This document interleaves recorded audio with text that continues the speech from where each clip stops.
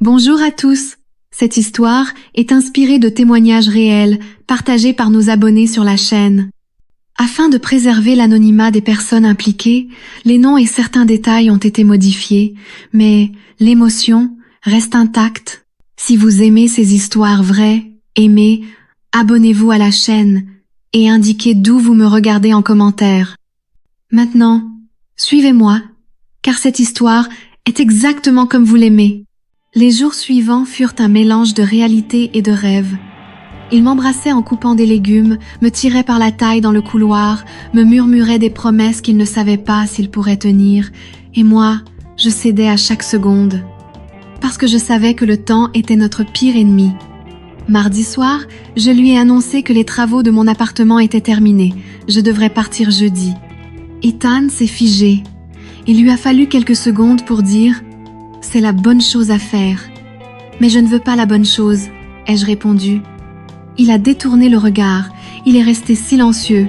Quand j'ai essayé de le toucher, il a juste dit « Si je te regarde, je te supplierai de rester ». Mercredi soir, il est arrivé avec une petite boîte en velours bleu. À l'intérieur se trouvait un délicat collier avec un pendentif en forme d'étoile. Il me l'a posé d'une main tremblante.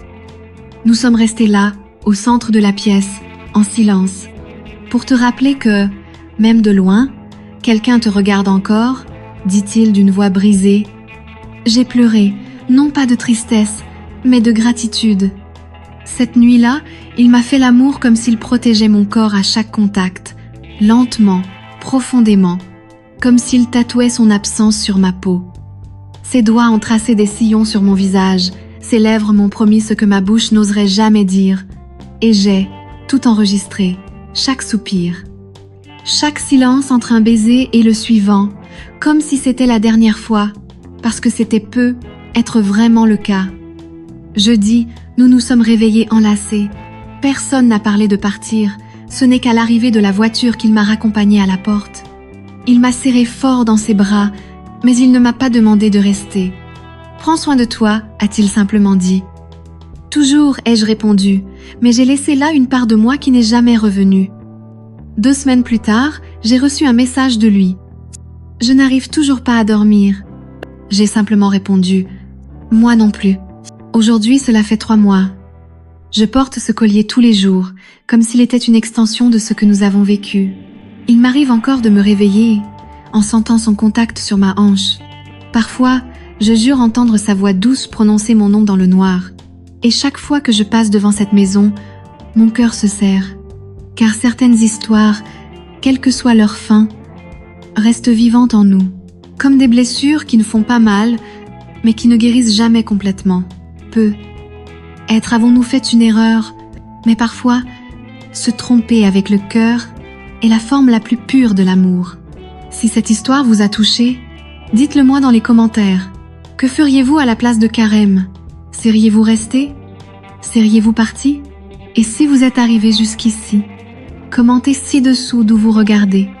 C'est toujours un plaisir de vous compter parmi nous dans ce voyage émotionnel. Si vous n'êtes pas encore inscrit, profitez-en. Ici, chaque histoire est pleine de sentiments, de secrets et de cette pointe de désir que vous seul comprenez. À bientôt pour la prochaine vidéo. Et n'oubliez pas, certaines passions ne demandent pas la permission, elles demandent juste à se réaliser. Quand ma mère m'a annoncé que l'immeuble où j'habitais allait être rénové et que je devrais m'absenter pendant 1 mois, j'ai cru à une blague. Je m'apprêtais à affronter la routine de mon stage à la clinique vétérinaire. J'avais à peine le temps de respirer et maintenant, je devais changer complètement de vie à cause du bruit, de la poussière et de la plomberie. Mais elle était ferme, comme toujours, et elle ne m'a laissé aucune option. Tu vas rester chez ton parrain. 1 mois passe si vite. Parrain, Ethan Carter. Son nom résonnait en moi avec un étrange frisson. Cela faisait des années que je ne l'avais pas vu de près, depuis les funérailles de sa femme en fait. C'était un ingénieur civil respecté, veuf depuis 4 ans, et un ami proche de notre famille depuis avant ma naissance. Je me souvenais de l'époque où il m'emmenait manger une glace et me disait que je ressemblais à ces filles dans les publicités pour shampoing. J'ai ri, bien sûr, c'était juste de l'affection, de l'amour, tout simplement. Mais lorsque le Uber s'est arrêté devant chez lui, une charmante demeure au cœur de Charleston, en Caroline du Sud, j'ai su que ce serait bien plus qu'un simple hébergement. J'ai pris une grande inspiration, ajusté la sangle de ma valise rouge sur mon épaule et appuyé sur l'interphone. Sa voix est ressortie du haut-parleur, ferme, profonde, confiante. Je l'ouvre, Karem. Le portail s'ouvrit lentement. Et quand je le vis, à l'intérieur, quelque chose changea. L'image de mon parrain avait trop bien vieilli. Polo gris, barbe soignée, cheveux impeccables. Yeux clairs qui semblaient transpercer ma peau. Il sourit et ouvrit les bras. « Regarde, qui a grandi ?» Je souris aussi. Mais intérieurement, j'étais sans voix. Il me serra fort dans ses bras. Et cela dura 1 seconde de plus que le protocole. Son parfum était boisé, pur, avec une touche chaleureuse qui me donna le vertige. Entre eux, Karem, et j'entrai. Mais je te jure, j'ai laissé une partie de moi là, sur le seuil.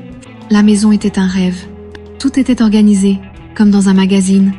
Un grand salon avec de hauts plafonds, une cuisine éclairée par une lucarne et un jardin avec une piscine qui semblait tout droit sortie d'un film. Il m'emmena dans la chambre d'amis, à l'étage, lit double, drap blanc, fenêtre donnant sur le jardin. Tout était parfait, si propre, trop seul.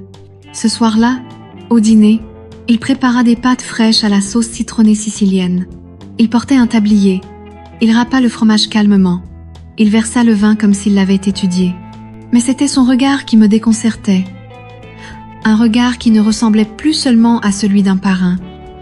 C'était celui d'un homme. « Tu apprécies ?» demanda-t-il en me servant mon assiette avec un demi-sourire. « C'est merveilleux » répondis-je en essayant de garder un ton léger. Mais mon cœur battait déjà la chamade. « Tu as grandi » dit-il. « Et toi aussi » répondis-je sans réfléchir. Nous nous sommes regardés. Il a souri. J'ai détourné le regard. Mais en moi, quelque chose avait commencé à bouger. Quelque chose d'étrange. Quelque chose qui, si vous voyez ce que je veux dire, ne correspondait pas à ce que je croyais savoir. Ce soir-là, j'ai enfilé mon pyjama le plus discret. Un vieux sweatshirt, sans décolleté, très neutre. Malgré cela, j'ai mis du temps à m'endormir. Le matelas était ferme. L'oreiller sentait le savon cher. Mais ce n'était pas ce qui m'empêchait de dormir. C'était lui. C'était sa façon de me regarder. C'était son odeur gravée dans ma mémoire olfactive. Et ce moment à la porte, où l'étreinte avait duré un peu plus longtemps que ce qui était socialement acceptable. Les jours suivants, la routine a commencé à prendre forme. Il partait tôt au travail et revenait en fin de journée. Il m'attendait toujours pour dîner. Il me parlait constamment.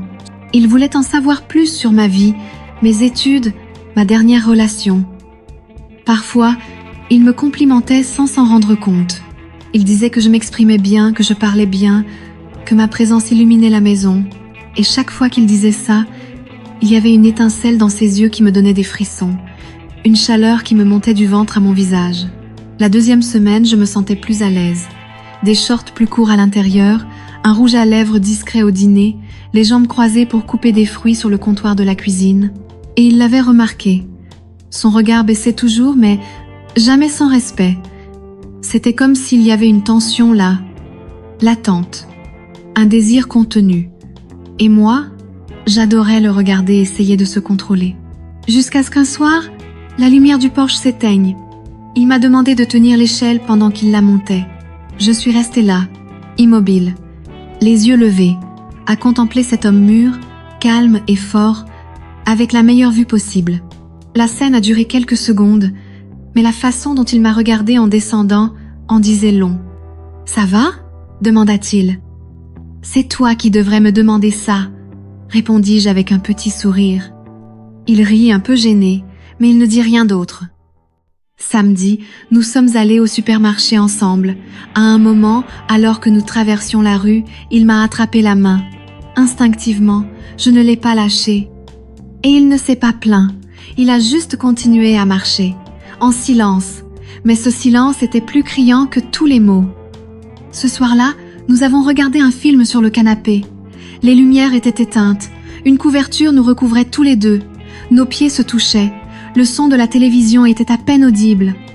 Et soudain, sans prévenir, il a dit « Tu sais que c'est différent ici, n'est-ce pas ?» Mon regard a croisé le sien, et là, à cet instant précis, j'ai su, la limite avait été franchie, et personne là, bas ne voulait revenir en arrière. Depuis cette nuit de tempête, je n'étais plus la même. Quelque chose en moi s'était réveillé, quelque chose dont on ne pouvait plus faire semblant d'être inexistant. Ethan le savait aussi. Il refusait simplement de le nommer. Ou peu, être le savait-il, et il était terrifié par ce que cela pourrait nous donner. Le lendemain matin, il était plus réservé, plus calme, mais ses yeux, oh, ses yeux disaient le contraire. Il évitait de me regarder trop longtemps, mais à chaque fois qu'il passait, quelque chose dans l'air changeait. Un courant électrique invisible. Une tension qui nous liait, même lorsque nous étions dans des pièces différentes. Ce mardi-là, j'ai enfilé un de ses t-shirts, ample, sentant l'adoucissant et l'eau de Cologne pour homme. Je suis descendue à la cuisine, pieds nus, un café à la main. Il était là, dos à moi, en train de remuer les œufs brouillés. Le t-shirt glissait d'une épaule. Je me suis assise sur le comptoir et j'ai dit « As-tu mieux dormi aujourd'hui ?» Il marqua une pause, prit une grande inspiration et, sans se retourner, répondit « Tu sais bien que tu ne l'as pas fait. » J'ai souri du coin des lèvres. Il se retourna, l'assiette à la main, et me regarda enfin. Il lui fallut un moment pour bouger. Il regarda mon épaule nue, puis de nouveau mon visage. Son regard parcourut toute ma peau exposée. « Cette chemise est à moi, » dit-il sèchement, à voix basse. « Je sais, j'ai pris une gorgée de café, c'est confortable, et ça sent bon. » Il posa l'assiette sur le comptoir avec plus de force que nécessaire. Il s'assit de l'autre côté. Silence. Jusqu'à ce qu'il parle, d'un ton qui ressemblait plus à une diatribe qu'à une réponse. « Tu joues avec le feu. Et si c'était moi ?» rétorquai-je en regardant droit devant moi. « Tu vas te brûler. Ou tu vas t'immoler aussi. » La phrase flottait dans l'air comme une épaisse fumée. Il ne répondit pas, mais la façon dont il tenait la tasse, comme si c'était ma hanche, si tu vois ce que je veux dire. L'après-midi, nous sommes allés au marché. Nous sommes montés dans la voiture ensemble. Le silence dans la voiture était épais, mais pas inconfortable. C'était le genre de silence qui hurle, qui gémit, qui implore quelque chose. Au rayon fruits et légumes, je choisissais des fraises lorsqu'il s'est approché de moi par derrière, sans me toucher, mais si près que je sentais sa chaleur dans mon dos.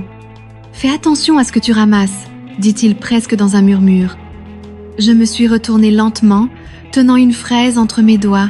« Tu l'aimes sucrée ou acide ?» Il regarda ma bouche, puis la fraise, puis de nouveau moi. « Je préfère quand le goût me surprend. » Et il partit, me laissant là, essoufflée. Ce soir-là, l'énergie revint. Mais qui a dit qu'on pouvait revenir à la normale? Je décidai de prendre une douche tôt. Je m'appliquai calmement de la lotion corporelle, enfilai un peignoir en soie et laissai mes cheveux lâchés, encore humides. Je descendis, un livre à la main, et m'assis sur le canapé. Il entra peu après, un verre de vin à la main, et s'assit de l'autre côté. Loin, mais assez près pour que nos pieds se touchent légèrement, et nous ne nous éloignâmes pas. Il se passa la main sur le visage. Il était agité, et quand il était comme ça, c'était que quelque chose allait se passer. « Car homme !» commença-t-il, mais s'arrêta. « Parle !» demandai-je d'un ton presque suppliant. Il me regarda dans les yeux, longtemps, fermement, comme s'il essayait de me mémoriser. « Tu sais à quel point c'est mal, n'est-ce pas? C'est mal seulement parce qu'on ressent trop de choses. » Il sourit tristement. « Je suis le parrain de ton enfance. Je t'ai vu grandir. Et maintenant tu me vois comme une femme. » Il déglutit difficilement. Je ne devrais pas le vouloir. Mais si. La phrase tomba comme un coup de tonnerre. Je me rapprochai un peu. Il ne recula pas. Nos visages étaient à quelques centimètres l'un de l'autre. Je sentis son souffle chaud, son parfum boisé. Sa main glissa sur le dossier du canapé, touchant la mienne, un contact subtil, mais avec plus d'électricité que d'éclair. « Alors pourquoi on se serre encore ?» murmurai-je. « Parce que si je t'embrasse maintenant, je ne pourrai plus m'arrêter. » Je fermai les yeux, sentant son souffle si proche. Alors ne t'arrête pas. C'est à ce moment-là que la sonnette retentit, un son sec et brutal, comme une gifle du destin. Il fit un bond en arrière. Il se releva comme s'il fuyait quelque chose qu'il ne pouvait contrôler. Je restais assise là, le cœur battant la chamade, les mains tremblantes et les lèvres toujours dans l'attente. Quand il revint, il dit seulement que c'était un voisin avec le mauvais colis. Mais il s'était déjà calmé, l'instant lui avait filé entre les doigts, ou du moins, c'est ce qu'il voulait que je pense. Ce matin-là, j'ai entendu des pas dans le couloir. Je suis restée silencieuse, les yeux ouverts dans le noir. La poignée de ma chambre a tourné. Elle s'est ouverte un peu, juste un peu. Et elle est restée ainsi quelques secondes. Puis, elle s'est refermée. Il n'est pas entré, mais ce qui restait dans l'air était plus intime que n'importe quel contact. Et cette nuit-là, je n'ai pas dormi, parce que je savais, le baiser qui n'avait pas eu lieu était plus dangereux que s'il avait eu lieu. Alors, que feriez-vous à la place de Carême? Laisseriez-vous ce silence perdurer ou briseriez-vous cette barrière entre eux une bonne fois pour toutes? Dites-le-moi dans les commentaires. Et si vous aussi, vous avez la chair de poule avec ce « presque », aimez et abonnez-vous, car le chapitre 3 arrive avec une ambiance encore plus torride. À bientôt. Après cette première nuit où nos corps parlaient plus fort que la raison, tout a changé. Non pas parce que nous avons commencé à agir comme un couple, mais parce qu'au fond, nous l'étions déjà. Un couple caché dans la routine, dans les détails, dans les gestes non dits. Le jour, Ethan était réservé, prudent, presque froid, mais la nuit, il était à moi, tout entier, intense, réel. Le silence entre nous portait plus de mots que n'importe quelle conversation. Un contact sur ma taille quand il marchait derrière moi, un regard ferme dans le miroir quand je me brossais les dents, ses doigts effleurant les miens quand je prenais un verre dans la cuisine. C'était un jeu, et nous savions tous les deux y jouer. Mais ce genre de jeu a toujours une date limite. Je me souviens de l'après-midi où tout a basculé.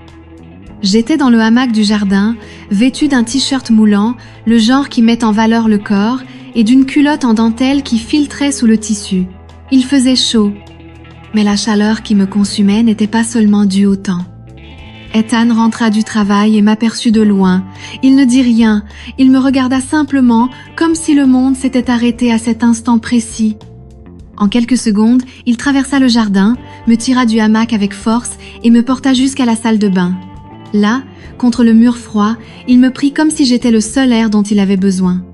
Il n'y eut pas de mots, juste une respiration haletante et des gémissements ravalés entre deux baisers pressants. Mais ce qui m'a frappé, ce n'était pas l'acte, c'était ce qui s'est passé ensuite.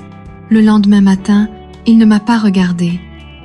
Il était assis à la table, le journal ouvert, à parler de politique et de café, comme si la nuit précédente avait été un délire.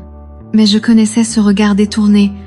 C'était de la peur, de la culpabilité, de la confusion. Et pourtant, je continuais à le taquiner. Parce que je le voulais tout entier, pas la moitié. En rentrant du marché en fin d'après-midi, je l'ai trouvé assis au bord du lit, la tête baissée. Je me suis approchée de lui lentement. « Ethan ?» Il a levé les yeux lentement. Il y avait de la douleur, mais aussi du désir. Tellement de désir. « Tout va mal », a-t-il dit presque dans un murmure. « Alors faisons des erreurs ensemble. » Et nous l'avons fait. Sur le sol de la chambre, sans hâte. Il m'a déshabillée, les yeux devant les mains. Il m'a touchée comme s'il mémorisait chaque partie de moi. Le soleil entrait par la fenêtre, dorant notre peau, illuminant un secret que nous ne voulions plus cacher. Ses lèvres cherchaient les miennes avec faim et tendresse, tout à la fois. Était-ce un adieu ou juste une nouvelle pause avant l'abîme ?